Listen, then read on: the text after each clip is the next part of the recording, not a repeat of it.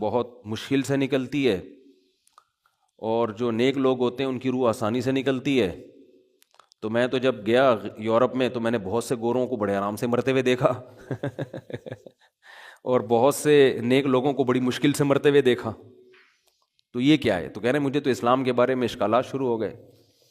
میں نے کہا آپ نے جن سے یہ تقریر سنی ہے نا کہ نیک لوگ کی روح آرام سے نکلتی ہے، بروں کی مشکل سے نکلتی ہے، انہوں نے آدھی بات بتائی ہے، پوری نہیں بتائی۔ میں نے کہا یہ تو صحابہ کے دور میں نے کہا اگر آپ حدیثیں پڑھ لیتے، ایک آیت سے کبھی تھوڑی مسئلہ حل ہوتا ہے۔ آپ کسی کی ایک بات لے رہے ہیں، دوسرے موقع پہ جو اس نے تشریح کی ہے وہ آپ نہیں لے رہے۔ میں نے کہا معاذ اللہ، اگر کسی کی کوئی موت کی کسی کو بہت تکلیف ہو رہی ہے، یہ اس معاذ اللہ اس کے برے ہونے کی علامت ہے، تو یہ تو پھر کفر ہے۔ احادیث میں آتا ہے کہ آپ صلی اللہ علیہ وسلم کو موت کی تکلیف دوسروں سے زیادہ ہوئی ہے۔ آپ صلی اللہ علیہ وسلم فرمایا اوعکو کما یوعکو رجلان منکم، مجھے بخار میں اتنی تکلیف ہوتی ہے جتنی تم میں سے 2 آدمیوں کو ہوتی ہے۔ آپ پر جب بیماری آتی تھی نا، آپ کو تکلیف دوسروں سے زیادہ ہوتی تھی۔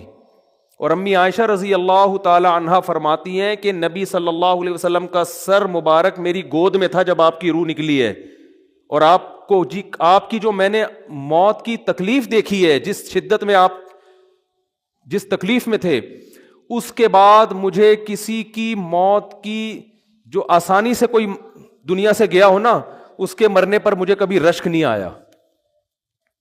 رشک کا کیا مطلب؟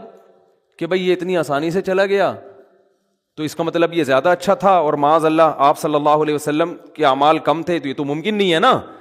کہتے ہیں مجھے کبھی کسی پہ رش نہیں آیا کہ آرام سے مر گیا تو بہت نیک ہوگا۔ ٹھیک ہے نا، بہت مشکل ہے سمجھانا۔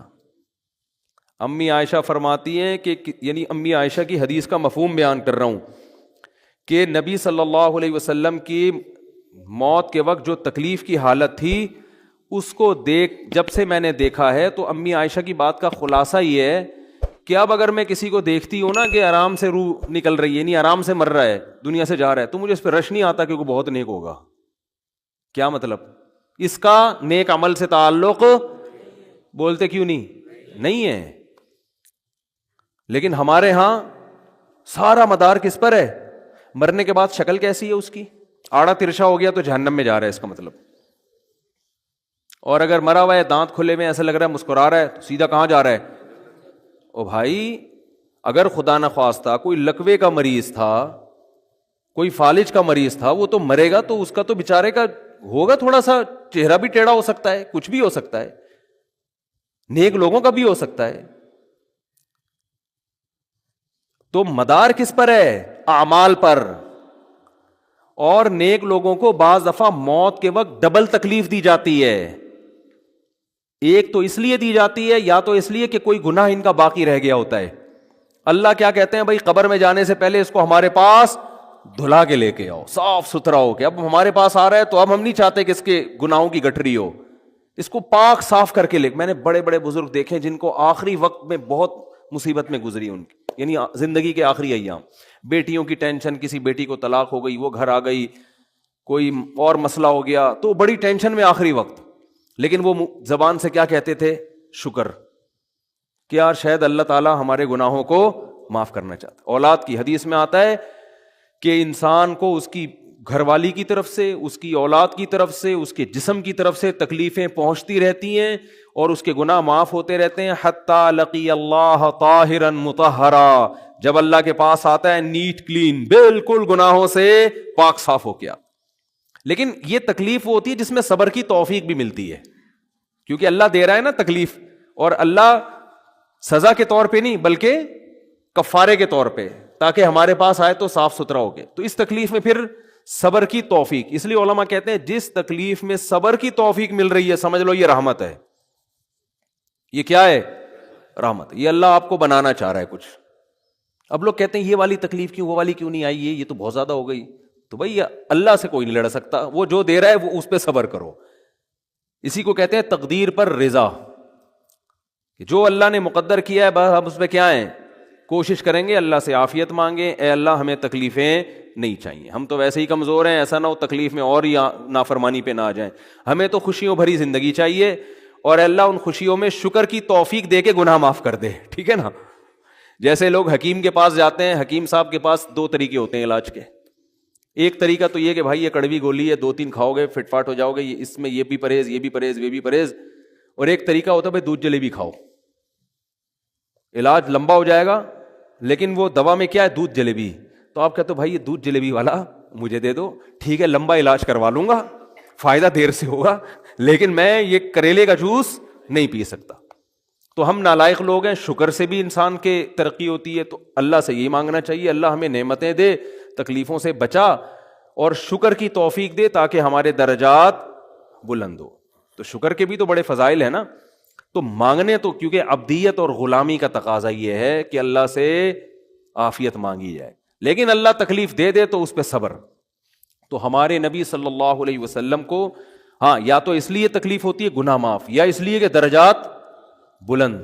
اللہ چاہتا ہے کہ بھئی یہ دنیا آزمائش کی جگہ ہے, جب آخرت میں آنا تو اتنا تجھے نوازوں.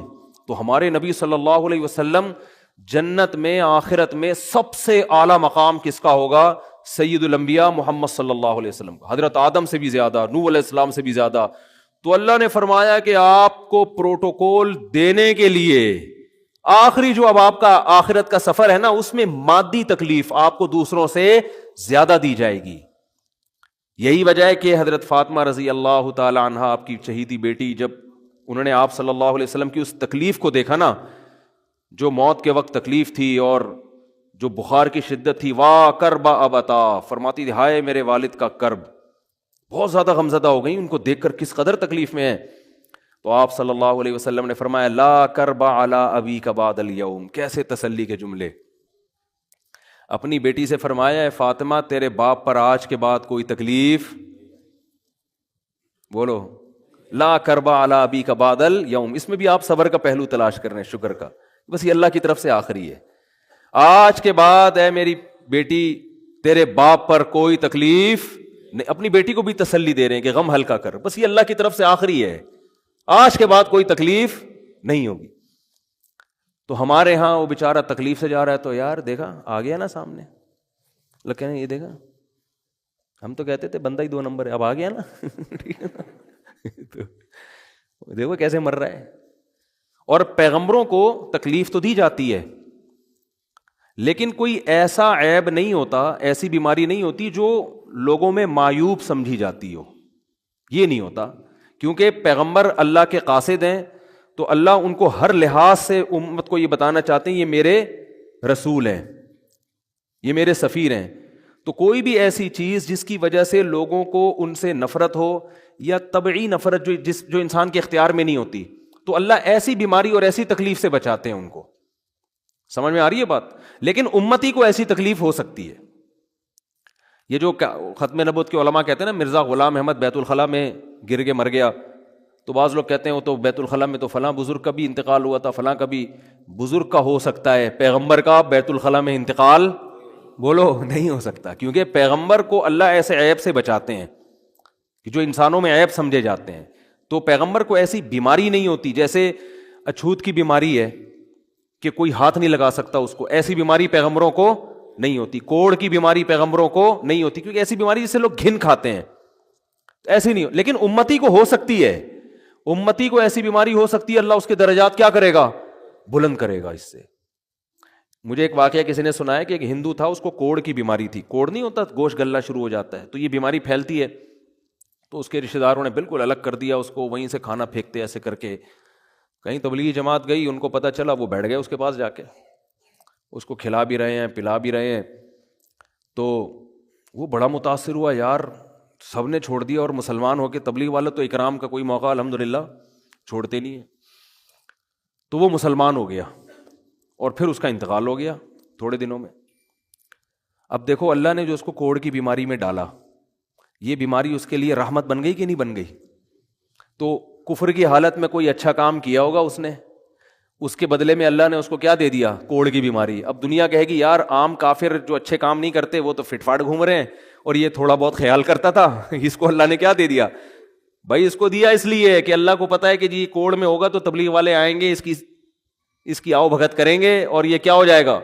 اسلام میں داخل ہو جائے گا. تو اللہ کے کام ہے، یہ اللہ ہی بہتر جانتا ہے. تو بعض دفعہ اللہ تکلیف میں ڈالتے ہیں تاکہ آپ کے گناہ دھل جائیں.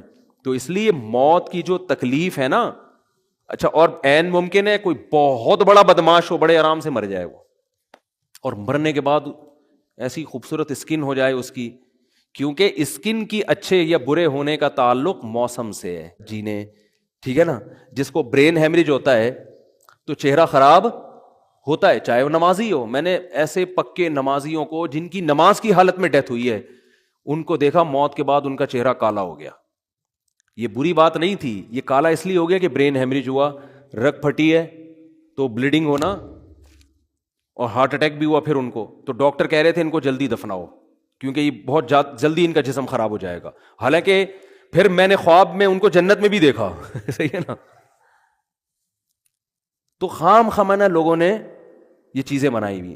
تبھی میت کو چھپانے کا حکم ہے، کیونکہ اکرام کرنا ہے نا، تو چہرہ مرنے کے بعد بگڑنا شروع ہوتا ہے.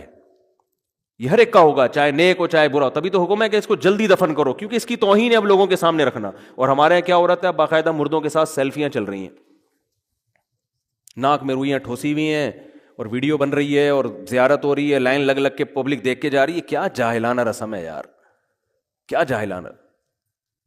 میت میں اور دلہن میں فرق ہونا چاہیے. دلہن کی منہ دکھائی ہوتی ہے، وہ محلے پڑوس کی عورتیں آتی ہیں، بھائی دلہن آئی ہے بیوٹی پارلر سر کے دیکھ رہی ہیں. تو مردے اور دلہن میں اتنا تو فرق کرو، مردے کی بھی رونمائی ہو رہی ہے. تو یہ غلط رسم ہے. انتقال ہو گیا فوراً چہرے پہ کپڑا. ہاں جو اس کے بہت قریبی لوگ ہیں، قریبی لوگ ایسا ہوتے ہیں کہ اگر وہ بدبو آ بھی رہی ہو، چہرہ بگڑ بھی جائے، ان کو نفرت نہیں ہوتی. بیٹے کو اپنے باپ سے نفرت نہیں ہوگی، چاہے جیسا بھی ہو، چہرہ جیسا بھی بگڑ جائے. وہ کہے گا یار میرا اس کا رشتہ خوبصورتی کی بیس پہ تھوڑی ہے. لیکن اجنبی لوگ جب اس کو دیکھیں گے تو چہرے کے بارے میں تبصرے بھی کریں گے. اور ایک صاحب کا انتقال ہوا، میں نے کہا جلدی دفناؤ، چہرہ نہ دکھاؤ. تو انہوں نے کہا لوگ کہیں گے یار لگتا ہے کوئی چہرہ بگڑ گیا اس لیے چھپا رہے ہیں. میں نے کہا اب تو اور چھپانا چاہیے، اس لیے کہ جس کا بگڑ جائے اس کو تو چھپائیں گے تو پھر لوگ یقیناً کہیں گے بگڑا ہوا چہرہ ہے. تو اس رسم ہی کو ختم کر دینا چاہیے. انتقال ہوا فوراً چہرے پہ کپڑا. ہاں بیوی دیکھ سکتی ہے اپنے شوہر کو، یا بیٹے ہیں، یا اس طرح جو بھائی بہن ہیں قریبی، وہ دیکھ لیں. باقی پبلک سے چھپا کے اس کو فوراً کیا کرو، دفن. اب تو قبر میں جا کے بھی دکھا رہے ہوتے ہیں. یہ اجمیوں کی گندی رسم ہے، بری رسم ہے. گندی کا لفظ میں نے تھوڑا سا زیادہ سخت استعمال کیا، لیکن مجھے اس سے زیادہ ہلکا لگ نہیں رہا کوئی لفظ. عرب میں ایسا نہیں ہوتا. سعودی عرب میں جو ہے نا، عرب لوگ بہت سی چیزوں میں ابھی بھی اسلام کے بہت قریب ہیں، بڑے خاندان. ہم لوگ چونکہ ہندوؤں کے ساتھ زیادہ رہے ہیں نا انڈیا میں، تو بہت سی چیزیں ہم نے وہاں سے کیا لی ہیں جو مذہبی لوگوں میں بھی آئی ہیں. عرب میں یہ سسٹم نہیں ملے گا آپ کو. عرب میں جب تک زندہ ہے احترام، ادب، تمیز. انتقال ہو گیا فوراً سے پہلے دفنایا. قبر پہ تختی بھی نہیں لگاتے. وہ جائز ہے تختی لگانا، لیکن وہ بھی نہیں لگاتے. کہہ رہے ہیں اب اس کو تختیوں کی ضرورت نہیں ہے، اب دعاؤں کی ضرورت ہے. دعائیں ہوتی رہتی ہیں ابا کے لیے، صدقات و خیرات کرتے ہیں. ایسا صدقے کرتے ہیں عرب کہ آپ کی سوچ ہوگی. ایسی سخاوت ہے عربوں میں، اپنے ابا کے لیے، اپنی اماں کے لیے دعائیں کرتے ہیں. وہ میں نے بتایا نا ایک واقعہ، میں نے بہت پہلے سنایا تھا. جدہ میں کسی کے ہاں ٹھہرا ہوا تھا، سعودی عرب میں، پاکستانی تھے. وہ کسی عرب کے ساتھ 30 سال سے ملازمت کر رہے تھے.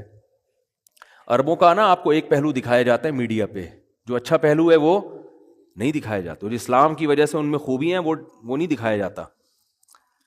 تو ایک عرب شیخ تھا جس کی ہاں یہ ملازم. دوسرا عرب کا جو اصل کلچر آپ کو ملے گا گاؤں دیہاتوں میں. شہروں میں تو پتہ نہیں کون کون آگے آباد ہوا ہے، اس میں اچھے بھی ہیں برے بھی ہیں. کہہ رہے ہیں میں نے دیکھا کہ وہ ایک عرب شیخ اپنی فیکٹری سے نکلا، میں تو ایک بھکاری آیا. اس نے اللہ کے نام پہ کچھ مانگا. اس کے پاس پتہ نہیں تنخواہ بانٹنے نکل رہا تھا کیا نکل رہا تھا، اس کے پاس بہت سارے پیسے تھے ریال. تو اس نے اس کو بھکاری کو دے دیے. بھکاری کو جیسے ہی دیے، بھکاری نے، اچھا یہ عرب بھی 80 سال کا بڈھا، تو اس بھکاری نے اس کے عربی کے ماں باپ کو دعائیں دینا شروع کر دی دل سے نا. وہ پاکستانی تھا، وہ بڑا ڈیڑھ ہوشیار. دعائیں دی، اللہ کرے تمہارے ابا کی مغفرت ہو جائے، اللہ کرے. تو وہ عرب کو اتنا اچھا لگا، اس نے اور دے دیا.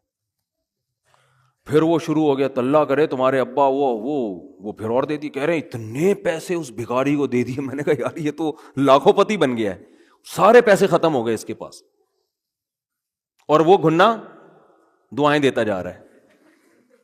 وہ جو گھنا تھا نا وہ کیا کر رہا ہے، وہ بھی گھنا بن کے طبیعت سے دعائیں دے رہا ہے وہ. رونا بھی آ جاتا ہے پاکستانیوں کو, آپ کو پتا ہے. تو کہہ رہے وہ چلا گیا, پیسے ختم ہو گئے. سر بھی نے کہا اگر یہ میرے پاس اور بھی پیسے ہوتے نا, یہ دعائیں دیتا رہتا میں پیسے. بعض ایسے جذبات ہو جاتے ہیں نا انسان کے کہ اس کو لگتا ہے کہ شاید یہ دعا قبول ہو رہی ہے, بعض دفعہ ایسی کیفیات آ جاتی ہیں انسان کے اوپر. تو وہ پاکستانی تھے جنہوں نے مجھے واقعہ سنا, کہہ رہے ہیں یار ان کے اندر کوئی ان کے قریب رہے نا تو بعض چیزیں ان میں بڑی خاندانی. عربوں میں ماں باپ کا بہت احترام ہے, بہت. جتنے کسٹمر کے ساتھ بدتمیز ہوتے ہیں نا, باپ اور ماں کے ساتھ اتنے ہی اچھا سلوک کرتے ہیں. ایسا نہیں ہے جیسے زبان چلا دی اور یہ کر دیا. باپ بیٹھا ہوگا سب چپ کر کے آرام سے بیٹھے ہوں گے کہ باپ یہ بول بیٹا رہا ہے. ہمارے یہاں بیٹا باپ مجھے تو, میں تو لوگوں سے پوچھتا ہوں یہ پہلے کیوں, کہ مجھے ایسا لگ رہا ہے آپ کا بچہ آپ سے پہلے پیدا ہو گیا, یعنی وہ باپ بنا ہوا ہوتا ہے. ٹھیک ہے نا, باتیں ایسے کر رہا ہوتا ہے کہ جو بیٹا ہے وہ باپ لگ رہا ہے, جو باپ ہے وہ بیٹا لگ رہا ہے. تو خیر کہاں سے کہاں بات چلی گئی, کیا بات کر رہا تھا. ارے یار یہ تو موضوع کو کوئی پکڑ کے رکھے, یہ بہت بڑی جاہل پیر کی بات تو میں نے شروع کی تھی, شیطان ہوا وغیرہ سب ہو گیا. ہاں یہ بات چل رہی تھی کہ موت کی تکلیف اگر کسی کو ہوتی ہے, میں یہ بتا رہا تھا کہ اسلام کی باتیں اللاجیکل بات اسلام نہیں کرتا. ہاں مذہبی لوگ بعض دفعہ ایسی باتیں کر کے لوگوں کو بیوقوف بنا دیتے ہیں, قرآن کی آیتوں کی غلط تفسیر کر لیتے ہیں کہ بھئی وہ اتنی تکلیف سے مرا اس کا مطلب وہ جہنم میں جائے گا, وہ نیک آرام سے مر گیا. تو یہ قرآن و سنت سے ملتا ہے کہ نیک لوگوں کو موت کی تکلیف بہت دفعہ ہوتی ہے, زیادہ بہت دفعہ نہیں بھی ہوتی. اب یہ نہیں کہ کوئی آرام سے مر گیا تو آپ کہیں سیدھا جہنم میں گیا, اس کو تو تکلیف ہی نہیں ہوئی, یہ بھی ضروری نہیں ہے. ٹھیک ہے, اس کو بولیں یہ اللہ کی رحمت ہے, اچھا گمان رکھنا چاہیے نا کہ بھئی یہ اللہ نے پہلے ہی دھلا دیا اس کو. تو یہ جو موت کی تکلیف جس کو قرآن میں آتا ہے نا کہ برے لوگوں کو موت کی تکلیف ہوتی ہے, وہ روح نکلنے کی ہے, کہ جب عالم برزخ کی طرف روح جاتی ہے اور اس کو برزخ کی چیزیں نظر آنا شروع ہوتی ہیں تو پھر روح چاہتی نہیں ہے کہ میں جسم سے جدا ہوں, لیکن فرشتے اس کو کھینچ کے نکالتے ہیں. تو یہ عالم برزخ کی چیز ہے, اس کا اس مادی زندگی سے تعلق نہیں ہے. مادی زندگی میں تو کسی کے یہاں گولی مارو گے نا, ٹھا کر کے گئی, نکل گئی, مر گیا. اور کسی کو کیما بنا کے مارو گے تڑپا تڑپا کے تو تڑپ تڑپ کے مرے گا وہ. مادی زندگی میں کسی کو آگ میں پھینکو گے تو جل کے مرے گا, چاہے نیک آدمی ہو. اور کسی کی گردن اڑاؤ گے تلوار سے تو 1 منٹ میں کیا ہو گیا, ختم. لیکن جو اس کی روح نکل رہی ہے, خدا کے پاس جا رہی ہے, وہ منظر نافرمان کا بہت ہی بھیانک ہوتا ہے. اور نیک آدمی کی روح ایسے پرواز کرتی ہے, وہ اس کی تکلیف ہے. اور اس پہ میں ایک واقعہ بھی سنا چکا ہوں, دوبارہ نہیں سناؤں گا, کہ کیسے دنیا میں بھی اس کے مشاہدات ہوئے ہیں لوگوں کو, کہ کیسے ان کو آخرت کی چیزیں نظر آنا شروع ہو گئی ہیں اور وہ باتیں کر رہے ہیں, باقاعدہ بتا رہے ہیں فروح و ریحان و جنت نعیم. یہ جو قرآن میں آتا ہے نا, فرشتے آتے ہیں اور اس کی روح قبض کرتے ہیں, تو وہ بعض دفعہ اللہ دنیا میں بھی دکھا دیتے ہیں